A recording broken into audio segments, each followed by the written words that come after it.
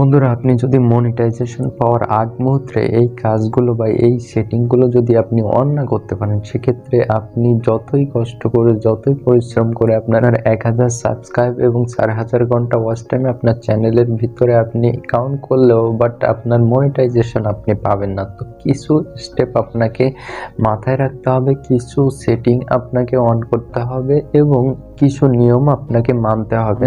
তো 4000 ঘন্টা watch time এবং 1000 সাবস্ক্রাইব পূরণ করতে 6 থেকে 1 বছরের সময় লেগে যায়। তো আপনার এই মূল্যবান সময়টা আপনি যদি মনিটাইজেশনটা না পান, সেক্ষেত্রে কিন্তু আপনার খুব বড় একটা ব্যর্থতা। তো আপনার চ্যানেলে যদি 200, 100 বা 1000 সাবস্ক্রাইবের নিচে যদি থেকে থাকে এবং মনিটাইজেশন এখনো পেয়ে পারেননি, সেক্ষেত্রে আপনি সঠিক ভিডিওটি দেখছেন। বন্ধুরা, আমরা আমাদের চ্যানেলে এক ক্যাটাগরি নিয়ে, এক লিস্ট নিয়ে কিন্তু আমরা একাধিক ভিডিও দিয়ে থাকি। এক্ষেত্রে কি হয়, এক্ষেত্রে দেখা যাচ্ছে প্রত্যেকটা ভিডিও যেহেতু একই রিলেটেড, একই বিষয়বস্তুর এবং একই ক্যাটাগরি, সেক্ষেত্রে আমাদের একটা ভিডিওর মেটাডাটা এবং অন্য ভিডিওর মেটাডাটা কিন্তু অনেক সময় এক থেকে যায়।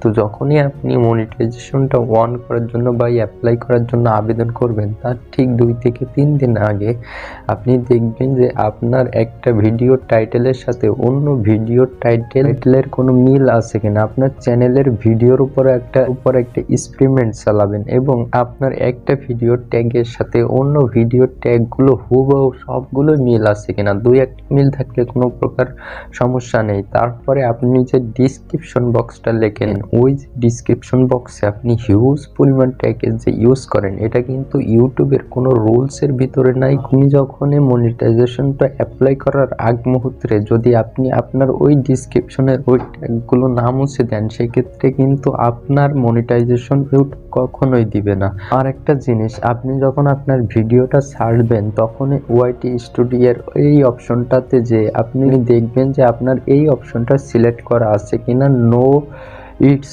Not for mid kids. তো এইটা যদি আপনার সিলেক্ট না করা থাকে, সেক্ষেত্রেও কিন্তু আপনি মনিটাইজেশনটা পাবেন না, কারণ আপনি কিন্তু বাচ্চাদের নিয়ে কাজ করছেন, অ্যাডাল্টদের নিয়ে কাজ করছেন না। তো আরেকটা জিনিস আপনাকে মাথায় রাখতে হবে যে আপনি সব থেকে বা ম্যাক্সিমাম যে ভিউজটা নিচ্ছেন যে ভিডিওতে, সব থেকে আপনার চ্যানেলের উপরে যে পপুলার ভিডিওটা, ওই ভিডিওতে আপনি কোন ধরনের করেছেন এবং দর্শককে কিভাবে আকৃষ্ট করে আপনি ভিউজটা নিয়েছেন, যার কারণে ইউটিউব আপনাকে ওই ভিডিওতে সবথেকে বেশি ভিউজ দিতে বাধ্য হয়েছে। তো আপনার চ্যানেলের মোস্ট পপুলার ভিউজ হয়েছে যে ভিডিওটি, ওই ভিডিওটা কিন্তু ইউটিউব মনিটাইজেশন দেওয়ার আগে কিন্তু ম্যানুয়ালি চেক দিয়ে থাকবে।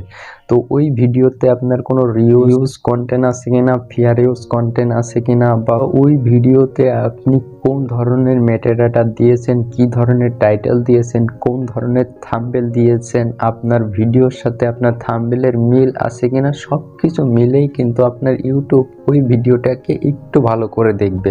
তো ওই যে মোস্ট পপুলার ভিউজ হচ্ছে যে ভিডিওটি আর বর্তমান রিসেন্টলি সার্চেন যে ভিডিওটি, এই দুটো ভিডিওর ভিতরে সামঞ্জস্য আছে কিনা, আপনার যে ক্যাটাগরি আছে ওই ক্যাটাগরির সাথে আপনি মিল রেখে আপনি ভিডিও তৈরি করছেন কিনা। যদি আপনার চ্যানেলের ক্যাটাগরি এলোমেলো হয়ে যায় বা এলোমেলো কন্টেন্টের ভিডিও দেন, ক্যাটাগরি ঠিক না রাখেন, সেক্ষেত্রে কিন্তু ইউটিউব যে আপনাকে মনিটাইজেশন দিবে, এরপরে কিন্তু একটা মার্ক আছে, ওই মার্কটা কিন্তু ইউটিউব কমিয়ে দেয়। সেক্ষেত্রে মনিটাইজেশন পাওয়ার চান্সটা কিন্তু একটু কম থাকে, তারপরেও পাওয়া যায়। যে কোনো একটা ক্যাটাগরি নিয়ে ভিডিও তৈরি করলে ইউটিউব একটু বেশি আপনার চ্যানেলে মনিটাইজেশন দেওয়ার ক্ষেত্রে অগ্রাধিকার দিয়ে থাকবে।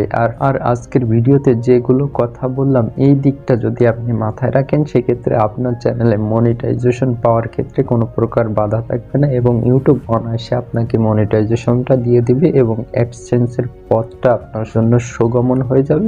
এরপরে আপনি ডে বাই ডে ভিডিও ছাড়লে আপনার অ্যাডসেন্সে কিন্তু রেভিনিউ জমা হতে থাকবে। তো তারই সাথে এই ভিডিওটি এখানে শেষ করলাম। আল্লাহ হাফেজ।